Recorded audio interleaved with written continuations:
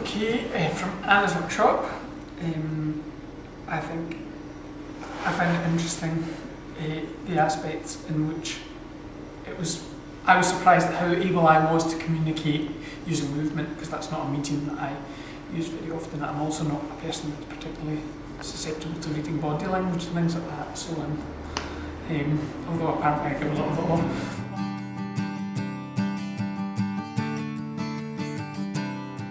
Well, I enjoyed the improvisations today, and I think that was quite good, the kind of stuff that we can come up with quite quickly, and that they could potentially, develop into something. So I think that Joe shouldn't stress that the time is running out, because I think that we've all got good imaginations and ideas and things to be able to come up with something, and that will come in time. And I was a bit confused at first about what she was talking about this character thing, and she just made it like it was really real in the way she was talking about it, and she came out with the script, and I didn't know if she meant that was what our final piece was going to be about.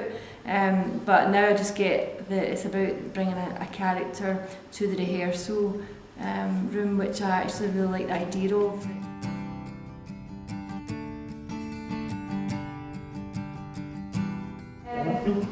I mentioned actually the same stuff as boys before, that the last time when we were doing improvisations and we were supposed to be a character and relate to our kind of background, I was struggling. So I think to go forward, the way to go forward is to actually develop the character, because I've written kind of a wee thingy about her which I read during rehearsal, but I think I would need to think more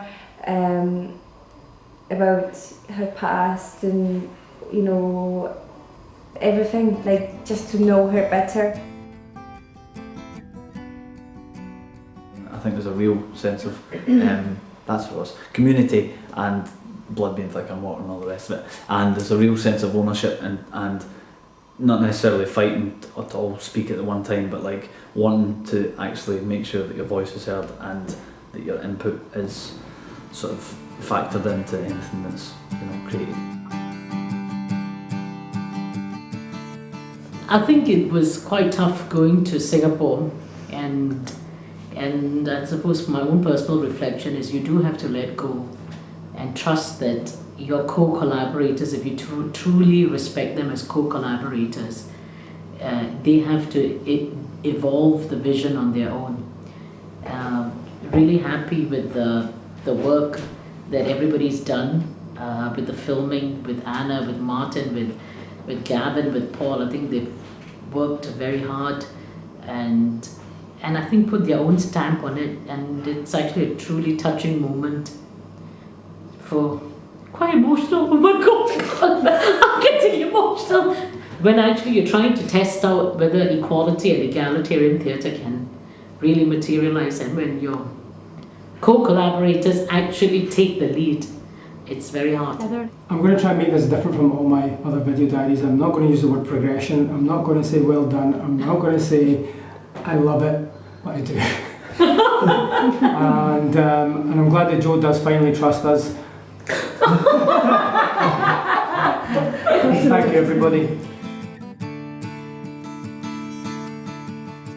The screen should be able to show you the imagination of the people you're watching on stage sometimes.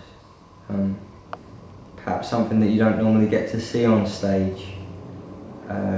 Say for example, if someone was auditioning for someone on stage, then the auditioning process can maybe sometimes be quite nervy and quite scary, and maybe those are the types of emotions that you could show on screen to reflect what that person's feeling.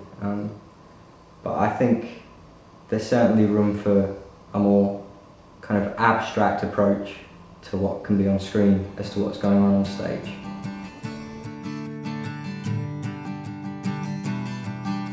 I'd also just really want to say the same as Jamie, because I would like to try and use the kind of video aspect and the multimedia aspect more with actually physical things that are happening on the stage, to break away from just the whole idea of projecting something and having something separate and bringing them more all together.